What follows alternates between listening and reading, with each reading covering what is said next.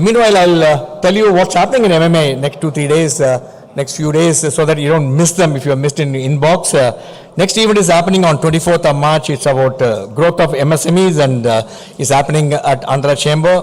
26th March, we have a very, very interesting subject that is the mirror within, unveiling the hidden perspectives through image audit. Actually, very few really read about image audit. This we are discussing by a panel, but only thing you have to notice, this is happening at 4 o'clock in the evening.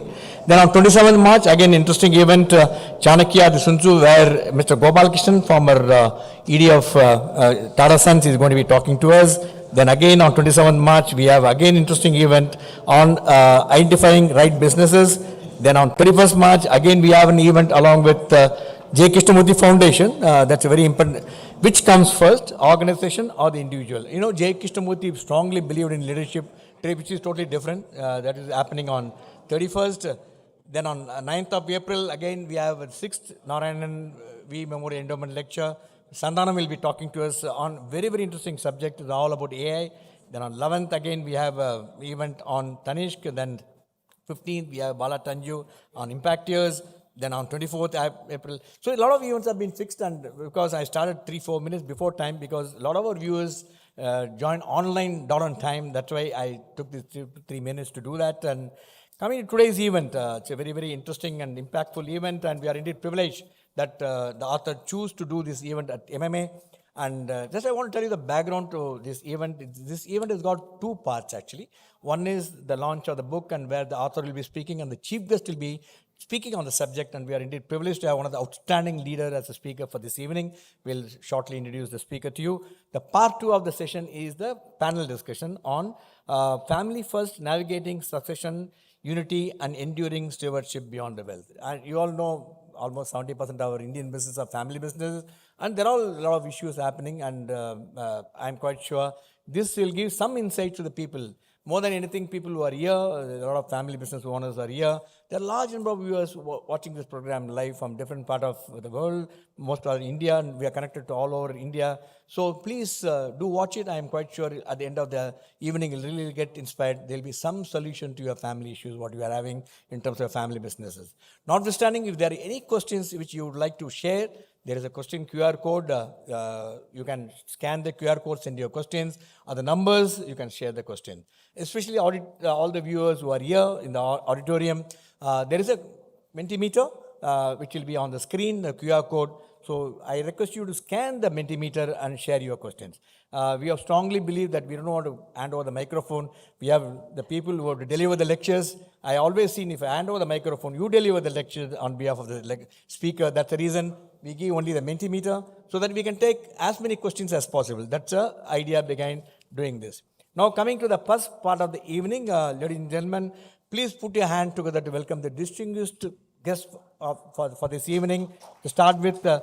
Geetanjali Vikram Kirloskar and Mr. Rajmohan Krishnan and Mr. Sitaraman. May I request you please take your place on the dais. Mr. Sitaraman, Mr. Rajmohan Krishnan and Mr. Geetanjali Vikram. May I request, Venkat, can you please just come?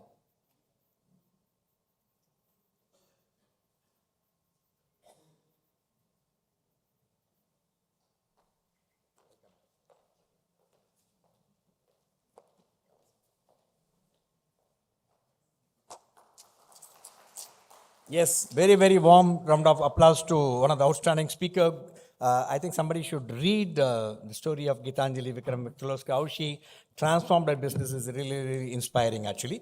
To start with today, as I mentioned to you, the part 1 of the program, now I'm going to request Mr. Sitaraman, Vice President of MMA and Chairman of Super Auto Forge, deliver the formal welcome and introductory remarks. May I have his AVPs?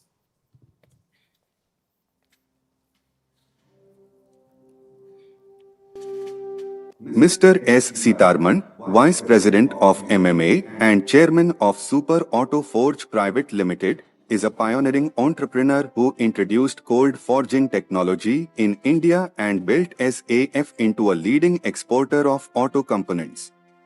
Mr. Sitaraman now serves as a mentor and is actively involved in community service in health, education, and autism support. Sitaraman to deliver the formal welcome address. Mr. Sitaraman, sir.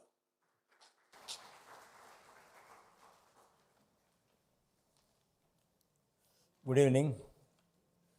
It's indeed my privilege to deliver the welcome address and also the opening remarks for today's theme subject, Wise Wealth, organized jointly by MMA and Entrust Family Office.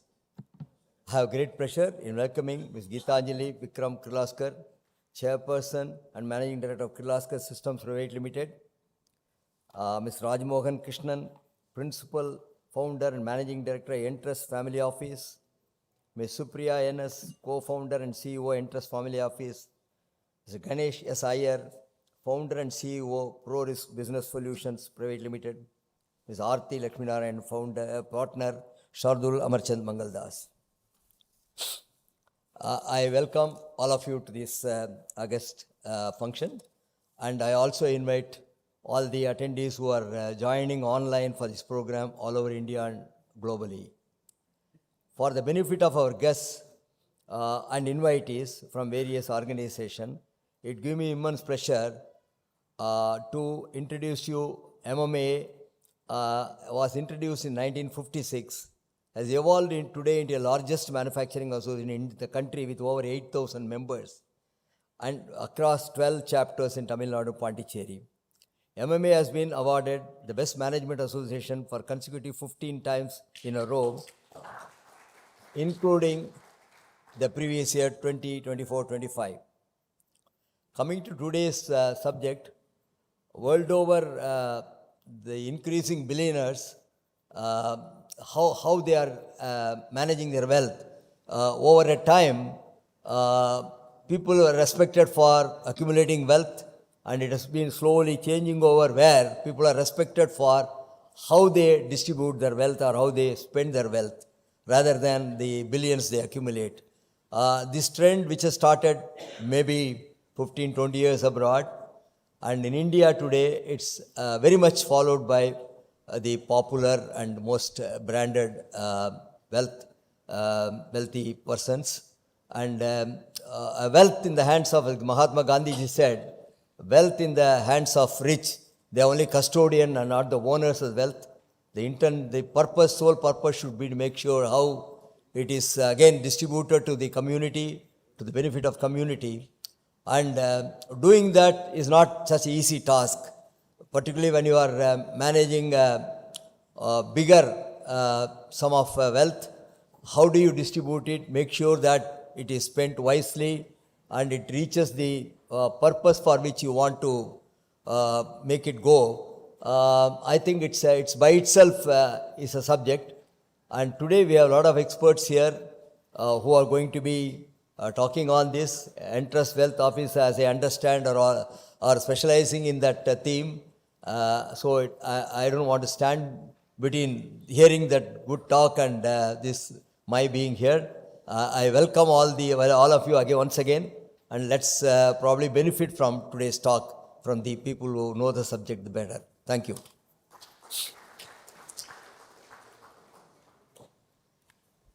Thank you, Ms. Sitaraman, and for your kind, warm welcome and introduction. And let me also acknowledge the presence of some outstanding entrepreneurs, leaders here this evening. And Mr. Nalli Kuppasamy, maybe a big round of applause to one of the great entrepreneurs of Tamil Nadu. And also Mr. Kodandram Vivek. And if you listen to the story, I will walk miles to listen to your stories. Very warm welcome to you. And we have some outstanding entrepreneurs. It's great to see some of the senior entrepreneurs coming and attending this event. It's really indeed privilege. Next, the overview of the author, and Rajmohan Krishnan will be giving the overview of the book before we formally launch the book. May I have the AV of Mr. Rajmohan, please.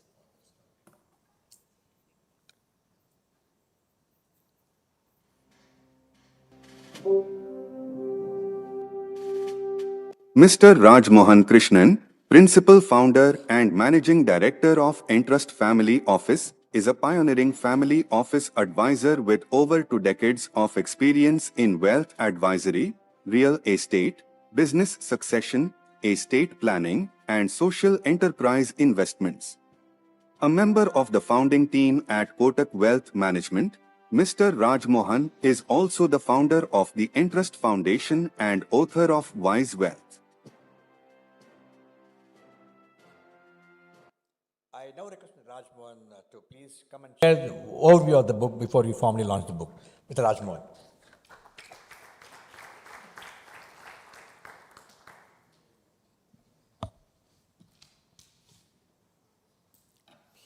Good evening. Thank you very much for being here. It means a great deal to me that this book is being launched in Chennai. The city has always had a rare respect of enterprise, learning, family, culture, and quite excellence. In many ways, that is also the spirit in which the book was written. It is especially meaningful to do so in the presence of none other than Mrs. Geetanjali Kirloskar this evening. I welcome the chief guest for this evening. When people hear the title Wise Wealth, they may assume that this is a book about money. It is, but only in part. More truthfully, it is a book about judgment. It is about values. It is about responsibility. And it is about the kind of human being one becomes while creating, preserving, and giving away wealth. Over the years, through my work and through many conversations with families, entrepreneurs, investors, and philanthropists, I found myself returning to the same question. The question is not how much wealth we create, but what wealth does to us and through us. Does it make us clearer or more confused? Does it deepen our sense of responsibility or only enlarge our sense of entitlement? Does it strengthen families and institutions or quietly weaken them? Wise Wealth was born from that inquiry. This book brings together the voices of 35 remarkable leaders from business, finance, philanthropy, healthcare, law, culture, and social impact. I do not want to turn this evening into a recitation of these names, but what matters more is the seriousness and honesty with which these individuals think about wealth. None of them speaks of wealth as something merely to be possessed. They speak of it as something to be handled with thought, discipline, and conscience.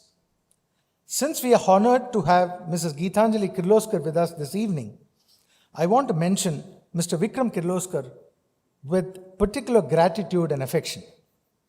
In the book, he speaks with his usual clarity about discipline, restraint, and the quiet power of compounding. There is a simplicity in the way he looked at wealth. He was not drawn to needless display. He believed one must stay grounded, think long term, and not to confuse spending with substance. For me, that reflection is not only part of the book, it's personal. Mr. Vikram was a mentor to me, a guide, and a well-wisher of Entrust. Many years ago, when I was at Kotak, he was the one who introduced me to many new things in life. He was also one of the earliest customers of Entrust, and his encouragement meant a great deal in those formative years. I remain deeply grateful for that relationship, and I'm equally grateful that the warmth of the bond has continued with Mrs. Geetanjali Kirloskar as well. So this is not a book that celebrates wealth for its own sake. It asks harder and more useful questions. What is enough? What should be preserved? What should be shared? How do families transmit values and not just assets? How do we build institutions that outlast personalities? How do we give in a way that is thoughtful instead of being performative? One of the things that moved me most while working on this book was that these leaders, despite all their achievements, repeatedly return to ideas that are deeply human. Humility, family, adversity, integrity, patience, trusteeship, long-term thinking. The awareness that success without values eventually becomes fragile. To me, that is the essence of wise wealth. Wealth that is transparent in its conduct, grounded in values, responsible in its decisions, and generous in its imagination. If the book does anything, I hope it does not merely inform. I hope it provokes reflection. I hope it encourages founders, inheritors, professionals, and young readers to think more deeply about wealth, what wealth is for. Not just how it is made, but how it is lived. Because wealth, in the end, is not tested only in moments of growth. It is tested in succession. It is tested in restraint. It is tested in generosity. It is tested in whether it enlarges the family and society around it, or only the self. I have been fortunate to learn from many of the people featured in the book, and I remain grateful to every contributor who gave their name, honesty, and trust to this effort. Their voices are the true strength of this book. But on an evening like this, I also want to acknowledge with special affection the place that Mr. Vikram Kirloskar holds in my own journey. My hope is simple, that wise wealth adds in a small but meaningful way to India's conversation on enterprise, ethics, legacy, philanthropy, and the future of responsible wealth. Thank you once again for being here this evening, for your goodwill, and for giving this book such a warm beginning. I hope you will read it not only as a book about wealth, but as a book about responsibility. Thank you very much.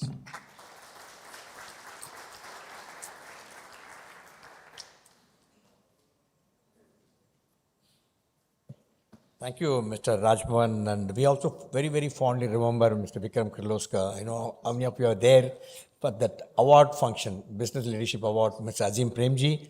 He was the keynote speaker. I still remember the anecdotes, his interaction with Azim Premji. It's a wonderful evening, and very, very fondly remember him for being with MMA and sharing his anecdotes along with Mr. Azim Premji.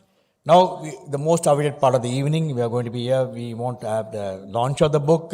May I request the Chief Guest to please do a step forward along with the Vice President and the author to formally launch the book. I also request Sreepriya, the wife of Mr. Rajmohan, to join us on stage. Behind the success of the man is always a woman. Behind, you have to be there, madam, so that the book launch is complete. May I request you to come and join us on the stage? Step forward and launch the book.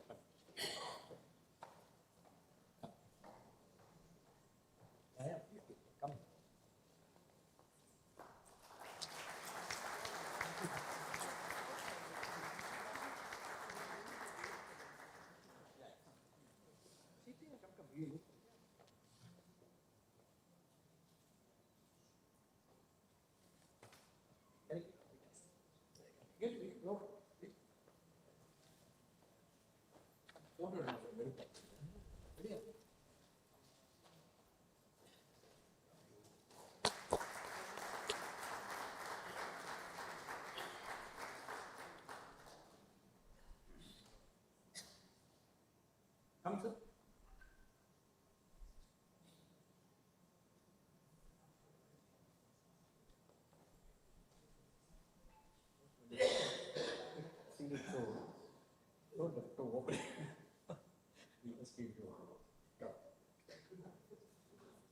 Just put it out.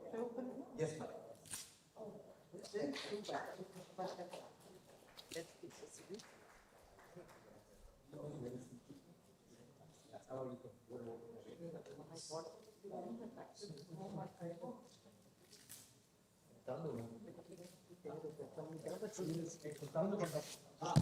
I got a book.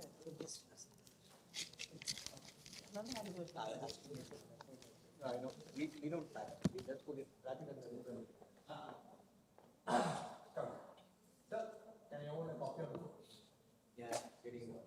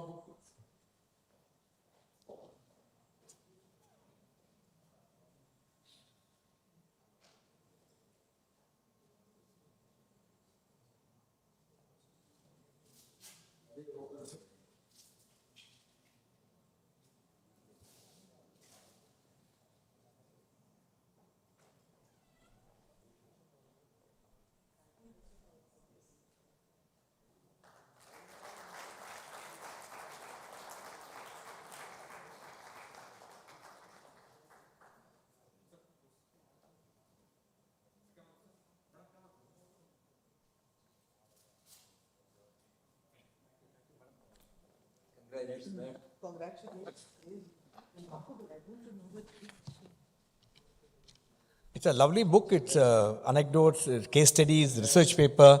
I really urge upon each one of you to read the book. And now I come to again a great moment for this evening, addressed by the chief guest. May I have the AV of the chief guest, please?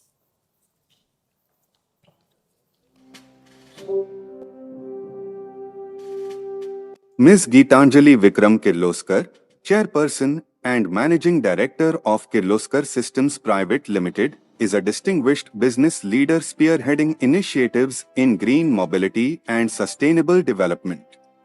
Ms. Geetanjali has played a key role in expanding the Kirloskar Group's presence in healthcare through Sakra World Hospital. Ms. Geetanjali also serves as Honorary Consul of Finland in Bangalore and holds several prominent positions across industry, government, and social sectors.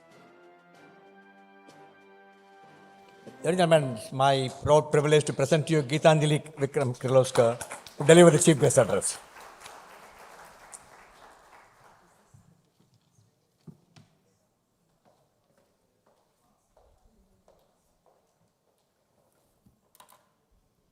Namaskara.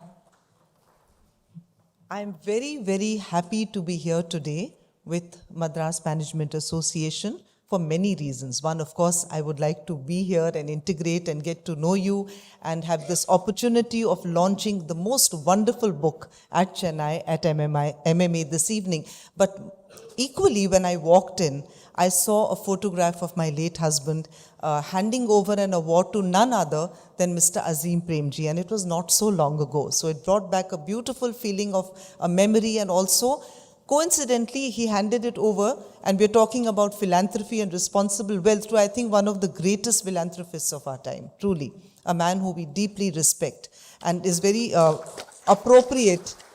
So it was a very appropriate memory to be evoked when I walked in. Second, it is wonderful to be here, Rajmohan, with you and Sreepriya, and I thank Rajmohan for reliving the memories of my late husband, his inspiration and for this book, and of course his great respect and regard for our wealth managers at Entrust. So thank you. Mr. S. Sitaraman, Vice President of the Madras Management Association and Chairman of Super Auto Forge Pvt Ltd, Group Captain R. Vijay Kumar, Retired Executive Director of MMA, Mr. Rajmohan Krishnan, author of Wise Wealth, members of the Madras Management Association, the Entrust Family Office team, distinguished guests, ladies and gentlemen. It is an interesting and much needed perspective on growing investment and hence wealth, but also deploying the power that it gives you for social good. So I think this book, Wise Wealth, is absolutely a wonderful book to have been introduced in this period. Wealth is not just a personal achievement, it becomes a social responsibility. You get the power to influence lives beyond your own. So there's much to billionaires than the trips to space, as Sreepriya put it, and if I may add, on yachts to south of France. Wealth is not about possession, hence, but about purpose. You need to grow your wealth to sustain yourself, then you grow yourself, and finally, you give yourself. It is important to deploy wealth with a sense of responsibility, ethically, and with sustainable practices. I think today it's very important in our pursuit of expanding and growing wealth, whether it is in legacy business or as a startup for a disruption, idea of disruption, or it is as an entrepreneur, it's very important to keep the ethics of building your wealth in mind, because that is the start. Giving is not loss, it's circulation. You know, somebody, a very wealthy person once said in an interview, and I agree, it is very, very hard to part with even one penny, especially if it's hard earned. But we believe as time goes on and you accumulate wealth and you want to be responsible about it, that we don't consider it as a loss, but about circulation. Strong societies, as we have seen, create strong economies. A part of your wealth deployment for social impact would therefore bring long-term change and real outcomes. When you invest and deploy your wealth wisely and responsibly, you're building a legacy and true value of your wealth, one that truly outlives you. Wealth grows in value when it creates value for others. This book, Wise Wealth, is special also because it brings together, interestingly, conversations with 35 prominent Indian business leaders, entrepreneurs, and philanthropists, most of whom I'm sure the author knew very deeply and very personally, and that will make a huge difference into the insights that are reflected on how successful individuals think not just about entrepreneurship, family values, governance, and also philanthropy for wealth to create a transformational social impact. You know, today, there is a big change in the mindset. If you look at societies, developed societies, even underdeveloped communities across the world, there's a huge change in mindset. When a corporation or an individual is valued, there are many other elements and intangible aspects of valuation that are assigned. For example, when you're valuing a corporation that a top professional wants to work with, or any stakeholder wants to invest in any way with it, as a vendor, supplier, partner, joint venture, whatever, they look at ethic, good governance, they look at sustainable practices, commitment to it. They of course look at the work culture, but they're also increasingly looking at how does the corporation and the leader of the corporation, both personally and professionally, how do they view giving back to society? And to a large extent, therefore, a lot of companies and individuals go beyond pure CSR commitment of the percentage that the law requires and actually get engaged with communities around and part with their personal wealth in addition to the company money that they invest in CSR, only also because they want to give back. Also, they are viewed as giving back. So it is very important today, even looking at the tangible impact that giving has. Because companies, corporations, and individuals are largely also valued with respect to the philanthropic approach and attitude that they have on the manner in which they distribute wealth beyond that in business. Having said that, I would also like to mention that I strongly believe that there is never a reason to alleviate, giving should not be a guilt alleviation. It should not be because you're under pressure from your conscience, because you're guilty about the fact that you have earned enough money to enjoy a larger, higher quality of life. Please, we should do that. We should equally commit ourselves to progressively improving the quality of our life. Luxury is not a bad word. Wealth is not a bad word, because we must remember in the process of creating wealth, you are providing employment to millions and supporting the quality of life of those millions. But today, somewhere at some point, when you have amassed a large amount of it, we step back and we see how can we distribute a part of it, whatever small part of it, back to the community and the environment, and see how we can progress and develop it. So that not only do we develop the reputation of our personal brand and the community and the company that we represent, but we also give back from the heart and the soul. And that's why I think the book Wise Wealth is going to be very integral, because it's not only going to be a good read, and it's not only going to inspire us to start giving, maybe reflect, as Rajmohan said, on what we are doing for the communities around us, but I think it's going to leave a very lasting impact on the heart and minds of all those who read it, especially those who are successful and have amassed a huge amount of wealth. I thank you very much for this wonderful opportunity of engaging in a conversation on something as remarkable as wise wealth. Quite frankly, I haven't heard this word coined anywhere. I don't know whether it's from AI or whether it came into their mind or this word already exists, but I really haven't come across a word coined so beautifully, because it's not just about wealth and giving, those are the cliched nomenclatures that we hear, but we are talking about wealth that is distributed and given back wisely. So I think it's a wonderful caption. Very, very nice, Rajmohan. Thank you very much for inviting me here and giving me the privilege of launching something as remarkable, as insightful, thought-provoking, and inspirational as Wise Wealth. Namaste.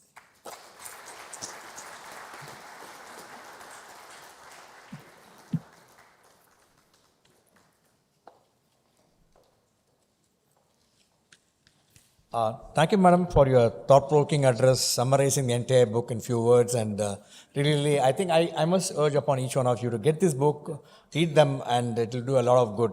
Very, very interesting stories, not only in terms of managing wealth, how to manage yourself. So many anecdotes are there. Now it's time for us to honor our chief guest, a memento from MMA. What we do is we give you more book to read, madam, actually. May I request Ms. Sitaraman to please step forward. Like, give a answer. Come, sit down.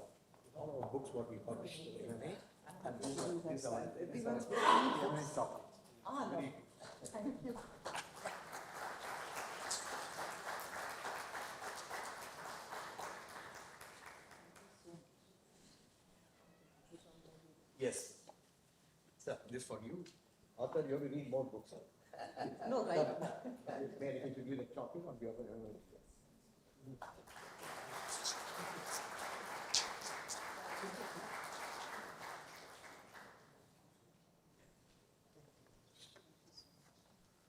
Thank you, ladies and gentlemen. That brings us to the end of the part one of the serial today. We are going to have a part two. The part two is the most interesting one. It's all about a discussion on family first, navigating succession, unity, and enduring stewardship beyond wealth. I'm going to request the chief guest to please move on and sit comfortably and listen to the panel. In the meanwhile, may I request your team to please change the name boards quickly, please.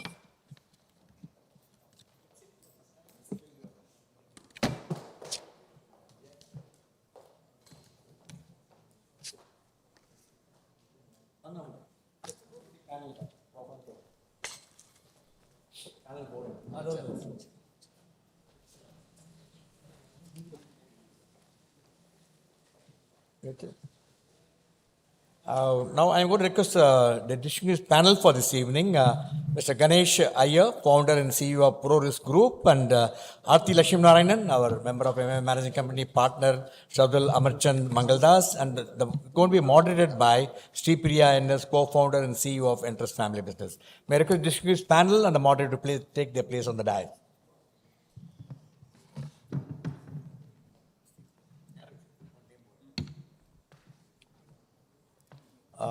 May I request Mr. Ganesh, Aarthi, and Sreepriya to take their place on the dais. Ladies and gentlemen, a very, very warm round of applause to our distinguished panel for this evening. I'm quite sure it's going to be very, very interesting. And if you have any questions, the Mentimeter, please share your question, and the panel has agreed to respond to all your questions. Let the question be relevant to the discussion this evening, because we have no solution for Iran war with US, and so we have no solution. Don't ask any question relevant to that. And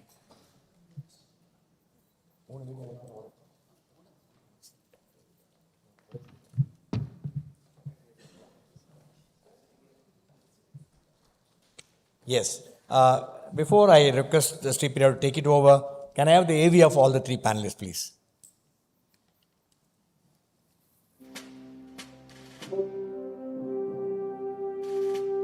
Mr. Ganesh S. Iyer, founder and CEO of ProRisk Group, is a seasoned leader with over 2 decades of experience in risk management, digital fraud prevention, and strategic consulting.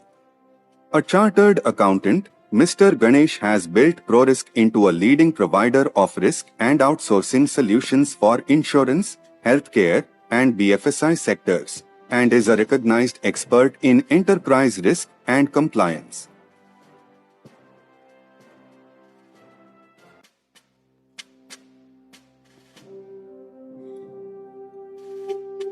Ms. Aarthi Lakshminarayanan, partner at Shardul Amarchand Mangaldas, specializes in real estate law, advising on transactions, title due diligence, and regulatory compliance.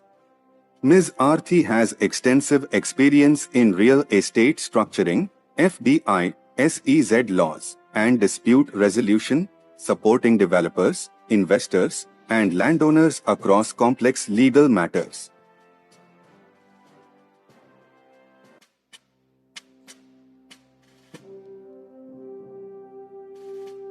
Ms. Sreepriya NS, co-founder and CEO of Entrust Family Office, brings over 22 years of experience in retail, corporate, and private banking. Ms. Sreepriya specializes in family wealth advisory, including succession planning, governance, and global investments, and is recognized for her leadership, client-centric approach, and operational excellence.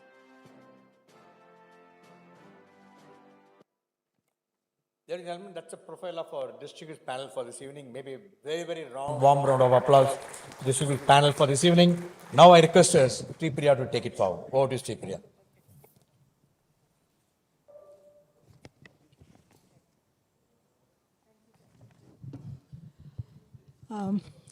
Good evening, everyone. and thank you for being here. As business owners and industry veterans, each one of you have built not just enterprises, but legacies. Yet, over time, we realize that true success is not measured only by what we create, how much of revenue, how much of turnover, how many branches, how many locations we have. True wealth is also, success is also measured when the wealth is transitioned into enduring legacy across generations through seamless transition, and how within each family, what kind of governance structures are there, what kind of process is followed. That is how success is being measured today. When we hear family first, what comes to your mind? Is it just a sentiment? No, right? So succession also, similarly, it is not an event, it is a journey. It requires early and open conversations. Similarly, unity in family is not automatic. It needs an intent. It requires empathy and respect for differences, for understanding each member in the family is different, right? So it requires empathy and respect. Stewardship is not inherited, it has to be cultivated. It requires a mind shift from ownership to responsibility, a true custodianship mindset. Okay, to break the silence, let me take a quick check. All of you here are business leaders, so what's tougher? Building the business or trusting someone and handing it over? One word, honest one word answer? Handing over is tougher. I guess so, yeah. Yes. Thank you for that honest one word answer. So often when we engage with families and have these conversations, we do a kind of a reality check on their decision-making process. Who really has the final say today? Is it the founder? Is it the family? Or it depends? I mean, I'm not giving any right or wrong answer here. So that's a way of, kind of doing a reality check on what's the kind of decision process. Is it the family, the founder, or it depends, right? Because there is probably not a clear guidelines on decision-making process. So it depends, right? I'm sure everyone in this hall has a WhatsApp group which says family WhatsApp group. Any one word description for each of the family? I'm sure everyone has a description of their WhatsApp group. Ours is called Hum Saath Saath Hai. Hum Saath Saath Hai, that's good. Yeah, I can imagine from a succession lawyer that coming. So, if succession planning in your family were a movie title, what would it be? Would it be like Bahubali, a succession conflict, rightful heir versus power politics? Or would it be Tevar Magan? An emotion-filled movie, right? There was a reluctant successor stepping into responsibility. Or it could be like the Bollywood movie, Dil Dhadakne Do, where it's about the business family, the succession pressure with the next generation was going through, right? So somewhere between legacy, emotion, and expectation, that's what we are here to unpack today. At Entrust, over the last 13 years, and personally over 2 decades of experience in managing relationships, family, and wealth, we have had the opportunity to work closely with many families. One insight stands out very clearly. Wealth by itself does not make families sustain. However, if the families are aligned, the unity is there, wealth can be grown, multiplied, and it can become sustainable. Well, there is no one-size-fits-all methodology. It has to be carefully, thoughtfully planned and practiced. Today's conversation is not about perfect answers, but about sharing perspectives, experiences, and lessons that help us navigate this delicate balance between continuity and change, between success and succession, so that both the family and the enterprise continues to thrive together. So with this, let me now go to my first panelist here, Aarthi, with the question. So you have been advising families, again, more than 2 decades now. What is succession planning according to you, and when is the right time to start? Is there a typical format, a structure, or a condition family needs or families need to consider succession planning? Right, good question. So if you ask me, I think succession planning and estate planning needs to start at the earliest. Right, the family businesses go through different rounds. So you start with the founder stage. So preferably, succession planning and estate planning should start at the founder stage itself, so that it gets easier for the next generation. Typically, what the process of succession planning depends on the number of family members, the quantum of wealth amassed, the number of assets, and the business that they are carrying out, how far they've expanded in those businesses. Based on that, the family can decide, what is an ideal succession plan for them, and how should estate planning also be done. I'm using these words interchangeably, but we'll come to it. The process involves, of course, the processes are, whether the family founder should execute a will or should have a trust created, or it should be a combination of trusts as well as companies or partnerships. There are various structures available to do a succession planning, to do an estate planning. The key goal, of course, is creating a good family charter or a constitution document where the family members can decide what are the key values, what are the systems that they want to follow going forward, what is the goal of the family going forward. How do they identify the next generation successors? How do they train those next generation leaders? Providing opportunity for them, mentorship, training, all these are very important aspects of succession planning, which is why it is important to do it at the earliest stage. So this way, the future generation, the Gen Next, they are ready to face what's coming to them in this world of, chaos, in fact, where every day something new is happening. So I think mentorship, guidance, all these are very important aspects of succession planning. So we've seen, we've advised families on how to manage their businesses. It's not just management of businesses. We follow a different sort of a two-tier system where the ownership of the business is segregated and the management of the business is handled separately. So you can do this by constituting different bodies. So for example, a trust can manage the ownership of the business, while the actual management and operation can be handled by either a holding company, and there are several other companies, special purpose vehicles, operating companies to handle day-to-day management of these affairs.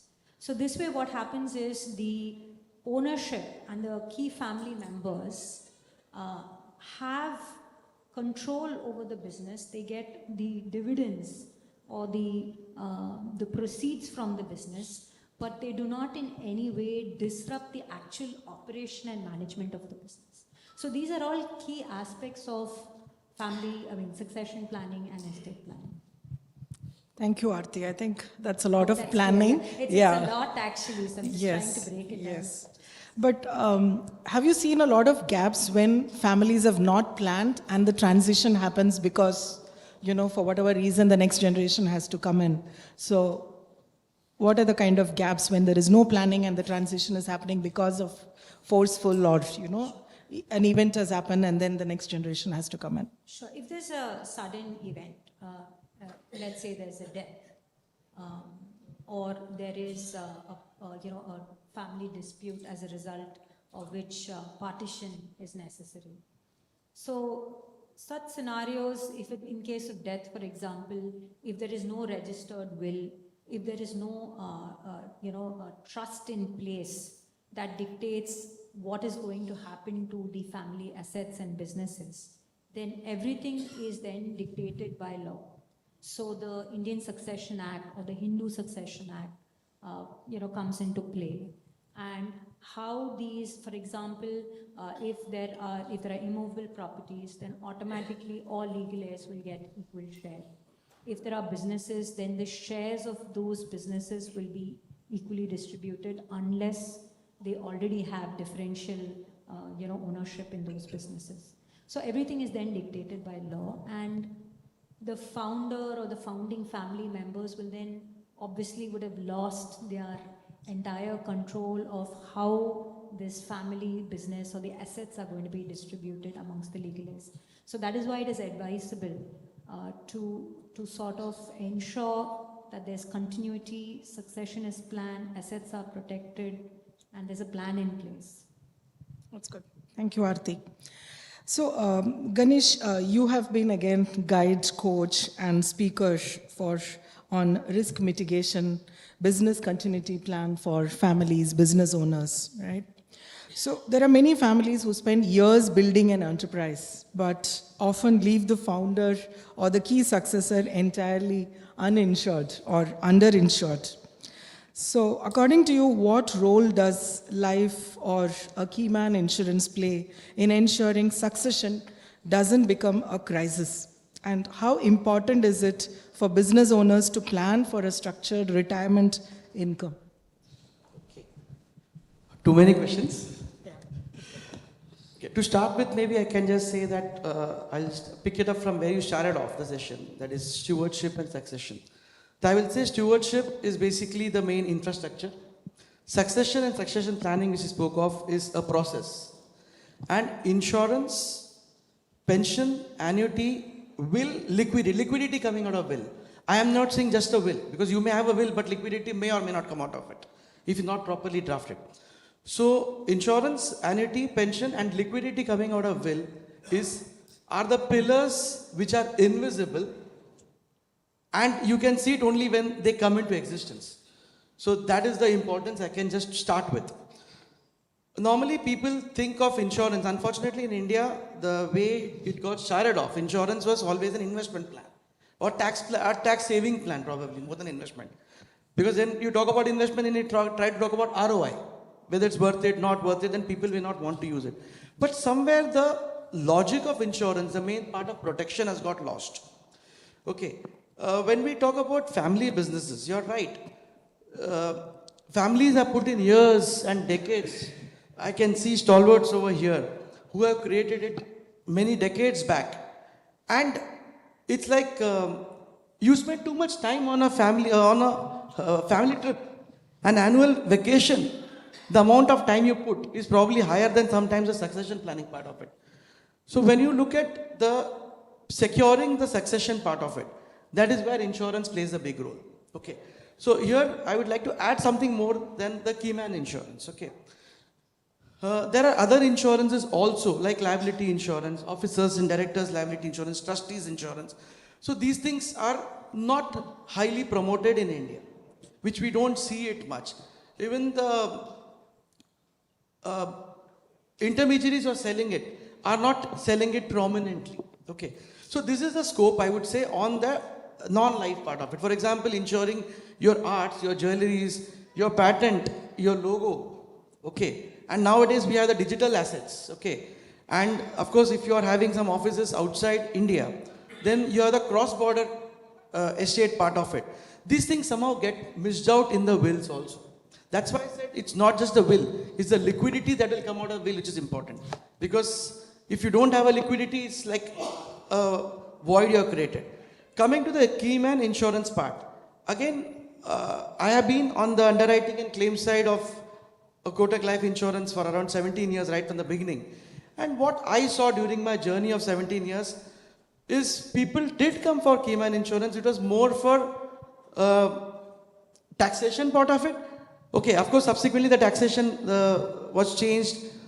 Chidambaram got it in taxed, etc. But still, it was never from a business planning or a business continuity planning, I would say. It was always from the point of view of an investment or a taxation or let's park some funds, it will come back. But let's look at it differently. Okay, a perspective which I would like to give. I hope I had that time. When you started off saying that a founder starts the business, okay. Now we have a challenge of a new generation coming in, and the newer generation alpha and beta and gamma, the new names which we have, they come in with a different thought process. What if they don't want to come into it? The biggest risk of a family business is a family member not wanting to join the family business. Okay, the example of Dil Dhadakne Do which you gave. So, isn't that also a part of succession planning where there is no successor? When we talk about insurance, you will say, how does insurance come into play over here? I will put it simply, like in US and the UK markets, you have something called as the buy and sale agreements. Okay, when you do have a buy and sale agreement, it's like, it's a planning and there's a separate insurance for that. In India, we don't have it. But the normal key man insurance can be used for it. So what happens is, let's say we three are business partners. If it's a partnership firm, we are three partners. If it's a private limited company, we are the three directors, but with some shares defined. Now, let's assume that we are planning the business continuity of the business. And let's assume my death. With due respect to the ladies, I don't want to kill you all. So if I were to die tomorrow, you may not want my wife to be the successor for the business. She may be a chartered accountant, but she may not have the skills which I have. All the three of us have mutually exclusive skills for which we have started the business. But tomorrow after my death, you don't want my wife to come into it or come and argue over the shares. And in that scenario, you go to end up trying to buy my shares by paying off my wife, right? If you buy a key man insurance in this place, thinking of this part, you can have a game changer. But before that, since India doesn't have a separate product, what you need to do is you should have a legal contract among three of us where we say that in the event of death or disability or whatever, okay, then the continuity, that means the funds which will come on, because disability is not there in India if your key man doesn't permit. So only death is permitted. So in the event of death of any of us, who are the three key persons, again, all the three key persons should be insured, which doesn't happen in the practical reality because we want to save money at the business level. Now, if all the three people have taken key man insurance respective to the proportionate shares, and in the event now when I die, what happens? The insurance company is going to give you the money in 15 or 30 or 45 days maximum. That's enough wealth for the firm to buy back the shares. You just had to pay back the money as per the agreed valuation. Okay, obviously those things are done in the legal contract. The insurance has nothing to do with it. And the game changes. Then you can define who else wants to come into the business, etc.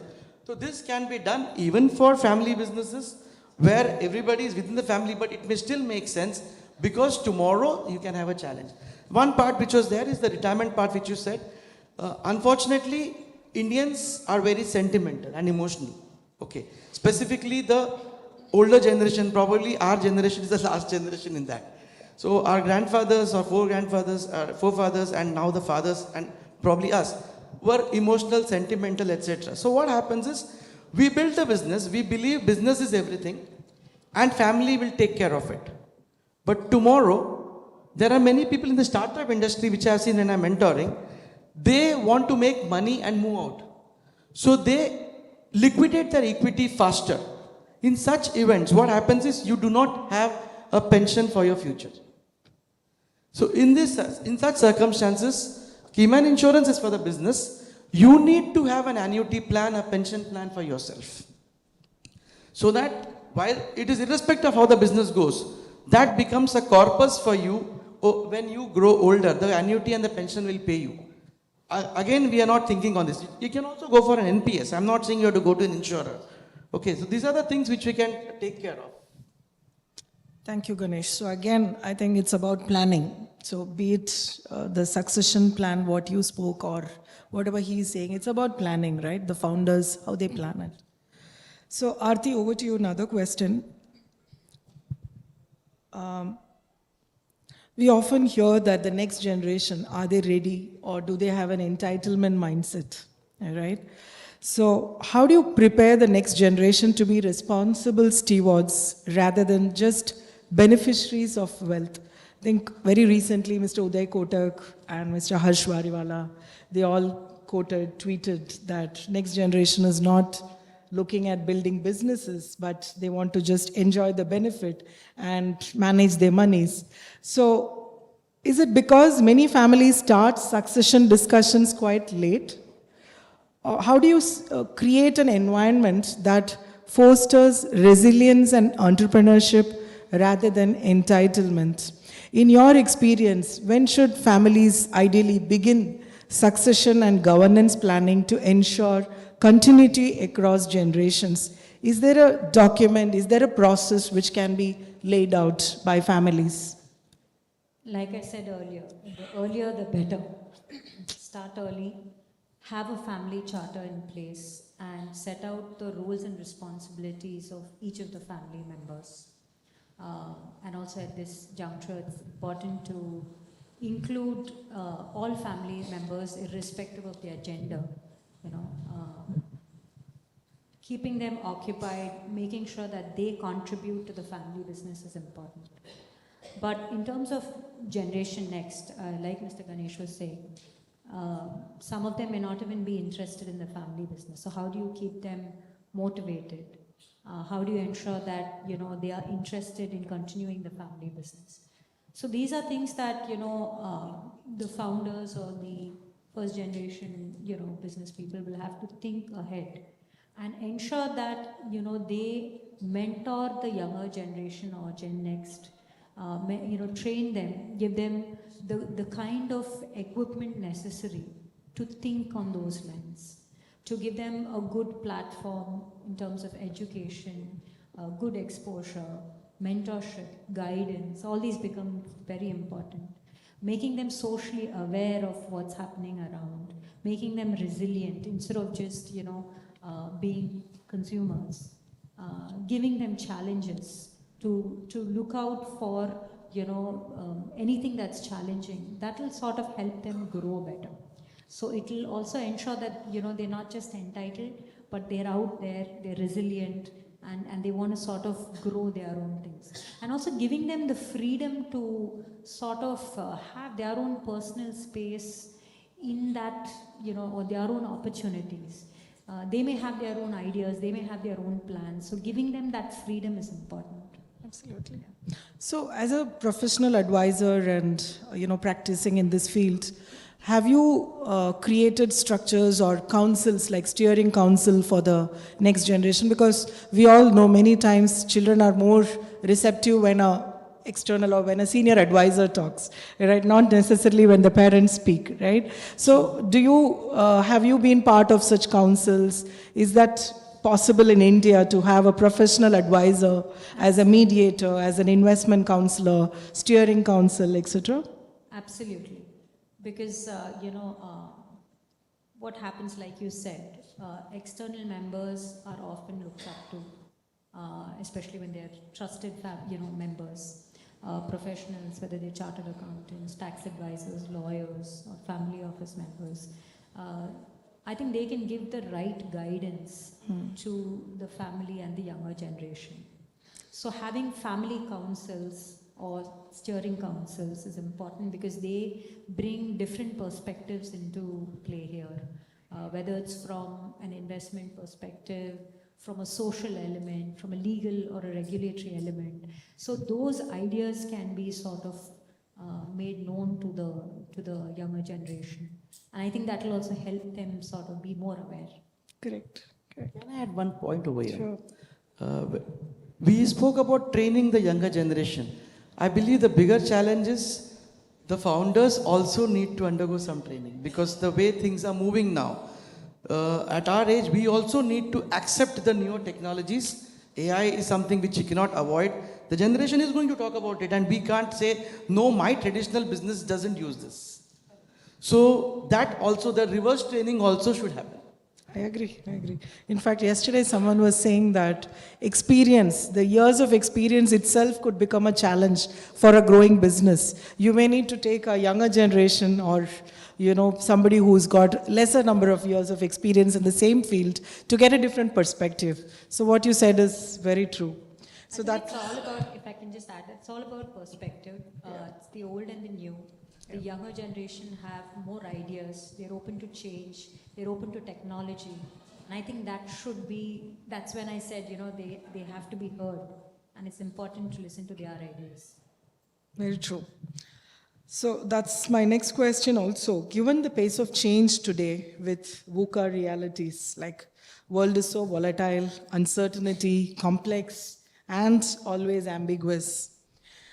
So VUCA is a reality and AI is in the mix. How can families approach succession in a way that keeps them future ready without losing their core identity? So, again, different families have different views, risk appetite could be different within the same family itself. Different members can come with different views, different risk appetite, and lifestyles. Again, each family member may want different type of lifestyle. So how do you preserve unity without enforcing uniformity? Aarthi, you have any views there? Have you done any structures which takes care of all that? We look at it more from a family continuity or a family survival perspective in this volatile environment. So from a legal perspective, we look at how to set out or document, roles and responsibilities, the succession plan, identifying the leadership, training the next generation, mentoring them. These are all very important aspects. Having external professional committees to sort of guide the family through, these ups and downs in terms of economic risk. And there are, of course, internal family risks that are also at play. There could be conflicts within the family that needs to be immediately attended to. So having, for example, mediation as one of the policies in the family constitution document, where in the event there is a conflict, they can quickly resort to mediation using professionals instead of going to court and blowing up things even bigger. So I think in this world of VUCA, it is important to ensure that there's continuity. That's what I personally do. I agree. I think family constitution is something which is very important, is what I hear from you. So Ganesh, do you have any kind of a business continuity plan which kind of takes care of these kind of, what kind of a spend limit is possible, what kind of a lifestyle is possible within the family? Okay. We use the word business continuity plan, BCP. Incidentally, corporates, when they make a BCP, they make it more from the point of view of technology and the business topping, etc. Right? Today, the way the world works, BCP is going to fail everywhere. Simple thing is like today, we are seeing the war. What happens if the power grid is attacked? A cyber attack sitting in Iran, which Iran did to UAE. The power grid goes off, 24 hours let this electricity go off. First thing that's going to go off is a Wi-Fi. Wi-Fi is gone, half of your systems are gone. You will try to use the hotspot, 8 hours of your phone. After that, another 8 to 10 hours of your portable charger. But after 24 hours, your life less. Any business you talk about, any business, any bank, because you are getting impacted not only by your business but by other business also. But when we talk about a traditional family business, we don't think about this anyways. Okay, somebody will say, I got a textile industry, I got a textile shop, Somebody will say, I got a sweet shop. The problem is, do you have a business continuity plan for your business? Which is not about a flood stopping the shop. Okay, the business continuity plan is, what if I don't have children? What if my child is not interested? He says, I want to play a guitar, I want to become a YouTuber. The number of new occupations which have come is umpteen. So, who is going to run the business? Do we have a document? And honestly speaking, nobody really goes for this type of documentation. Probably you'll have to start with that. When we say succession planning, a will is a document. A BCP is also an important document. And the way the startup world works, you will have to pivot your business. In startup, when you start, you never start whatever you see a Swiggy or a Zomato or an Uber today. It is not the way it was actually designed. As and when the problems start hitting you, you pivot the business and explore new things and move. Sometimes your byproducts become the main product. Your main products can become a byproduct. So are we ready for that? That documentation has to be there. Because I heard sir saying, now the competitor to a sari business is a mobile phone. Nobody wants to buy a Nalli sari of 35,000 or 50,000. They will say, I'll buy a Samsung, or an iPhone is as good as a house today, 1.5 lakhs. So if your competitor is not from your industry, you are in a big trouble. So are you going to shut down your textile shop? Are you going to shut down your sweet shop? Probably no. You may have to pivot it to an ancillary activity which you understand. From textile, you cannot suddenly say, I'll go green and start an energy or a power company. But related to textile, can I go into yarn?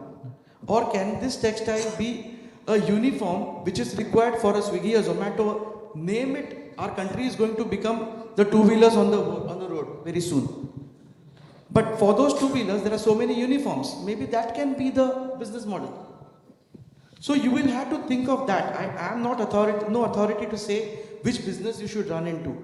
But you will have to pivot your business, and that pivoting model, what are the ancillary activities, will have to be redrafted beforehand. Probably that's what is the BCP required for a business, for traditional houses. And when do we go technology driven? May not be fully, but partially you will have to go. That's where the start is, according to me. Basically adaptability. Yeah, because it's actually very ambiguous. The way things are moving, earlier when we used to go by flight, I remember the first time I traveled by flight, when I was doing my CA articleship, I had worn a blazer in the flight. Because that was the way it was.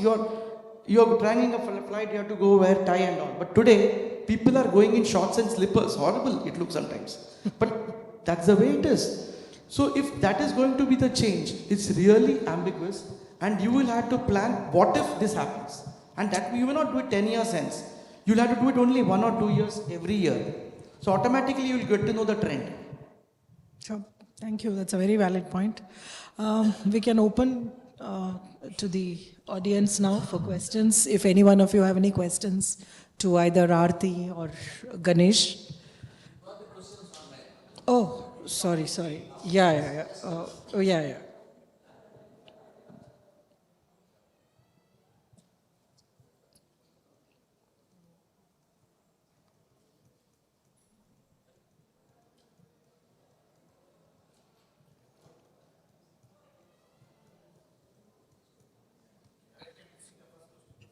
Okay. Is giving wealth without financial education a risk to the next generation? Definitely. Is giving wealth without financial education a risk to the next generation? I'm sure every one of you will agree. It is a risk. It is a risk not just to the family, to the entire society, to the country. So I think the children, in fact, study says that from the age 7, children should be involved in some of the discussions related to a family business, if the family is into a traditional legacy business, or conversations around money, value systems, what kind of value is the family has been having what are the outcomes when they have taken certain kind of a decision which is based on their value systems, right? So these conversations has to be started as early as 7 is what the studies say. So, and today of course there are a lot of apps, so children can start early and get trained and educated. I think, just to add to that, I think it's important that children learn how to handle money. They know what is money and how to handle it. So it also means spending wisely, saving money when required, what is investment. These are things which I think need to start training them very young. Absolutely. We have the next question Sure. now. If I can answer this.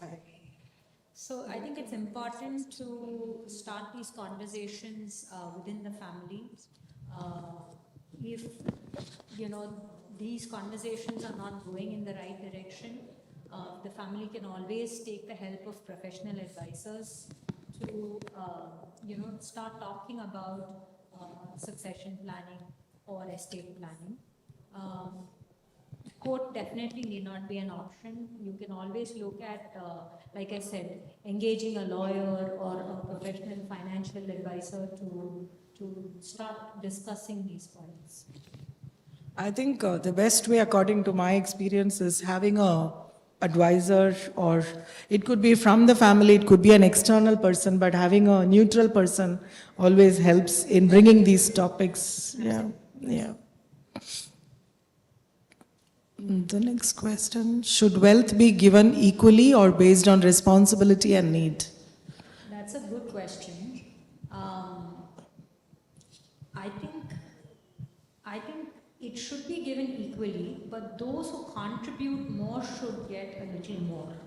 So I think there should be some incentive when somebody contributes a little more to the business. So in that sense, apart from the equal, there should be some incentive as well. Yeah, but what happens when this is not written down in a document and an event happens and then somebody has to decide between the two siblings who gets what, right? See, if it is left to law, then it has to be, it will be equal. and Equal, all, like, correct, between correct. siblings. According to me, we are talking about a scenario where we are already landed up at trouble zone. But when the earlier question, when you spoke about financial education cannot start after 20. It has to start right from the younger age. In fact, I got 2 children, one is 10 and one is 16. What I have done to them is I have given them a piggy bank which everybody has, but I have given them 3 piggy banks each. I told them this piggy bank is, suppose if I give you 100 rupees, so 10 rupees out of it, 10%, will always go to the first piggy bank, which is a donation bank, which you have to give subsequently. The second 25 is for you to spend anywhere you want, even the 10-year-old child. I will not question you what nonsense you are buying. Of course, I should know what you are buying. And the remaining 65 is for investments which you cannot touch, which after some point of time, I will take it out and put it in the bank or mutual funds or whatever.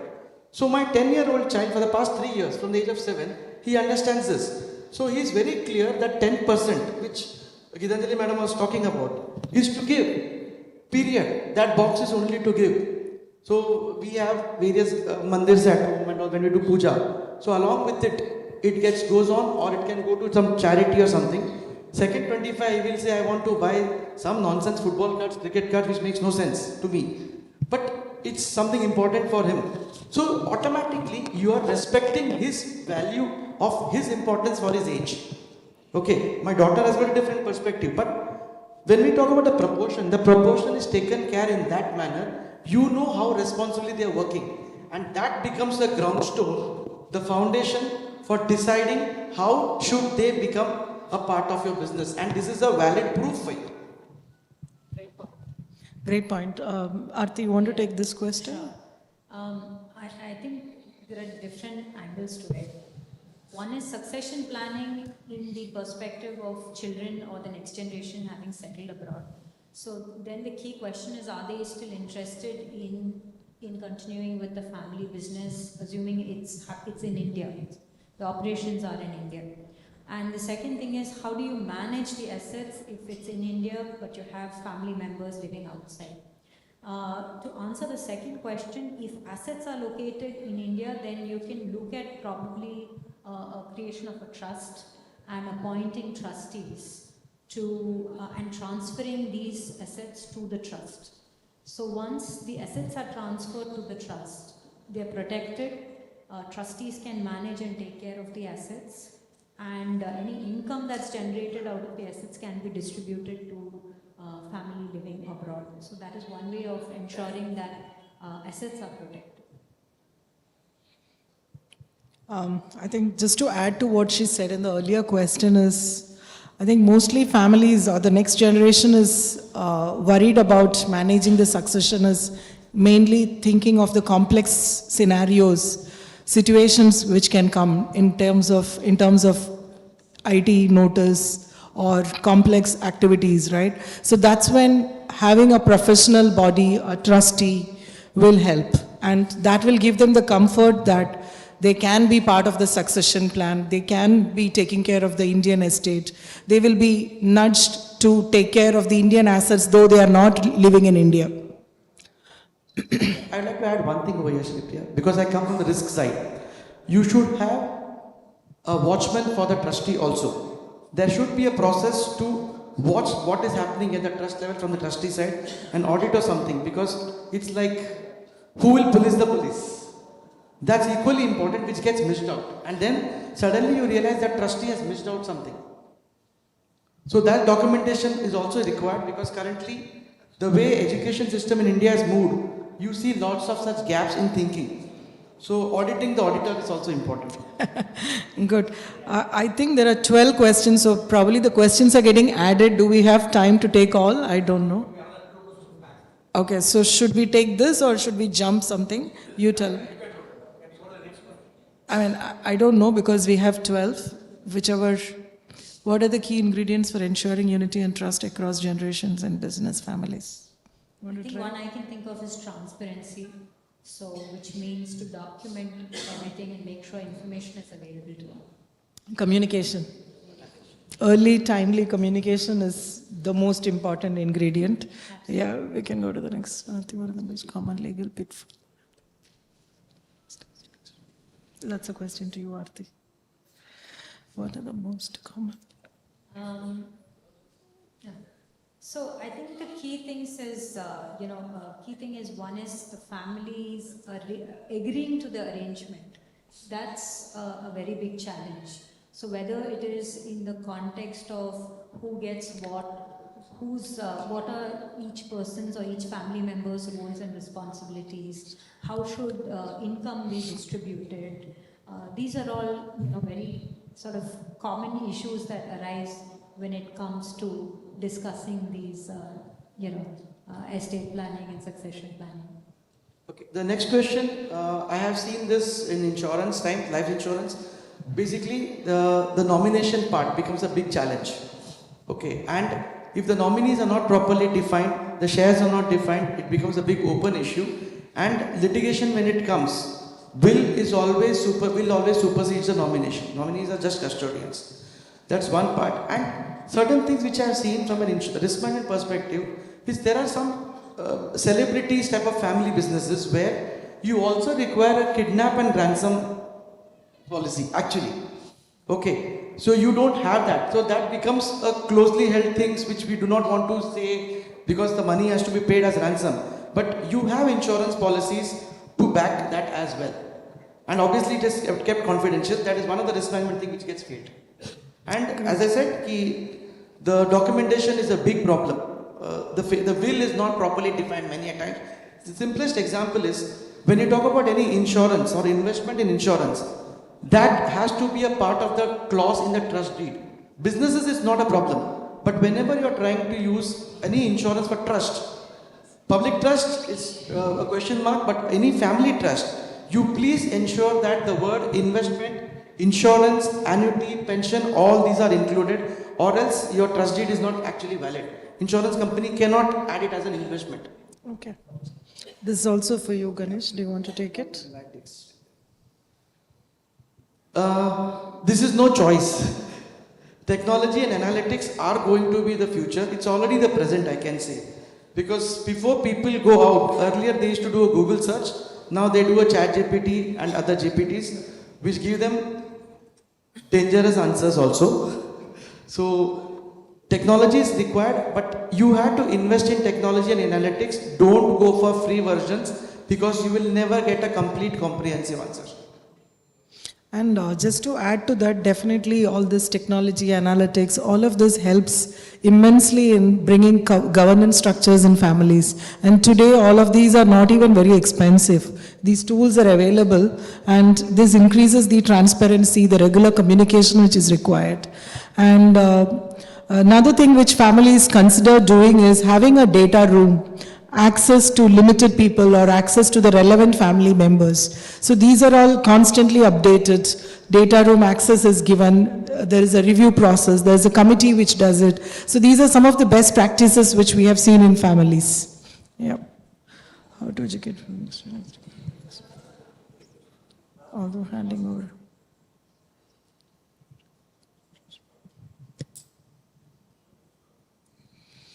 I think this question is better to be asked to the audience. They are the business leaders who have done it, been there. Yeah. Yeah, yeah. We can move to the next question.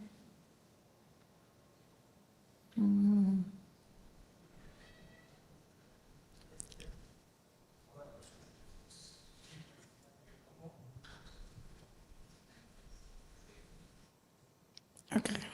You want to try first, Aarthi? I think annually itself it can be reviewed. Year on year, key aspects of the family constitution document. If there is a trust deed in place, that can be reviewed. Again, it depends on whether it's revocable, irrevocable. There's a will in place based on new family members joining or exiting. I think it can be reviewed even annually. I think, of course, like Aarthi said, annually or biannually, but more importantly, any critical event in the family, say a wedding happens or sudden death happens, it has to be reviewed because things can change. And answer to the previous question also, like, I think, how do we teach the children, or what is the one message to the younger generation or the next generation on managing wealth? I think my advice and suggestion is make the children understand the values before they get into the wealth. So that's the advice from my side. The biannual part, annual part, I just want to answer for that, something different. You need to have a person responsible who should be doing it. So that is like a KRA. This person has to review it at the end of the defined period. It can be 1 or 2 or maximum 3. It cannot go beyond. And in the happening of any event, contingent event, somebody should be asking, you should have done this. Or else it remains at the back, a hindsight, and you forget it. So a person responsible should always be defined for this. Right. So, I just want to quote what Peter Drucker, the father of modern management, said. The greatest danger in times of turbulence is not the turbulence itself. It is to act basis yesterday's logic. Somehow in all the business schools, we have been taught to refer to the case studies. Starting with Harvard School, every other business management school says, refer to the case study. But unfortunately in family succession, there is no cookie cutter method, there is no one size fits all, right? So it needs planning. And in a VUCA world, like what Ganesh and Aarthi said, we need to look for adaptable solutions. So I think just to conclude, my favorite quote always is, failing to plan is equivalent to planning to fail. So one needs to start planning early, well on time, have clear communication. That's the biggest mantra for succession. Yeah. Thank you. Thank you, Sreepriya. Big round of applause to the distinguished panel for to Sreepriya for ably moderating, and other two panelists, Aarthi and Ganesh. Aarthi is part of our team. We know how talented she is. She came out with very, very legally apt answers. Thank you, Aarthi. And thank you for really sharing insightful. And I know there are so many questions, so many doubts in the mind of people. So you want all to be clarified? I think I suggest you buy a book and read it. I think it will be more clarification. Now I request Ms. Sitaraman to please step forward and come. Maybe Mr. Sundaram, you can also come. You can present the book. Again, we give a book back. Come on, you can give. Come, sir. You can give. Come. Duty, I give you.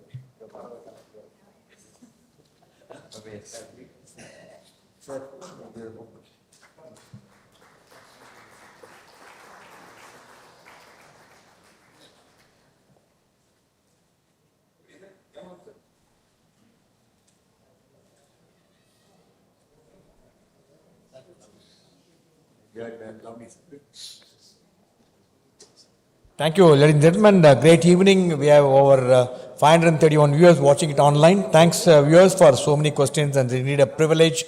You are the one who pushes to bring some outstanding events to you. Thank you. Keep watching, keep sharing your feedback, keep sharing your question. Ladies and gentlemen, you have been a great participants. Really enjoyed having you and hosting you this evening. Please join us for a dinner and look forward to your feedback as and when it's possible for you.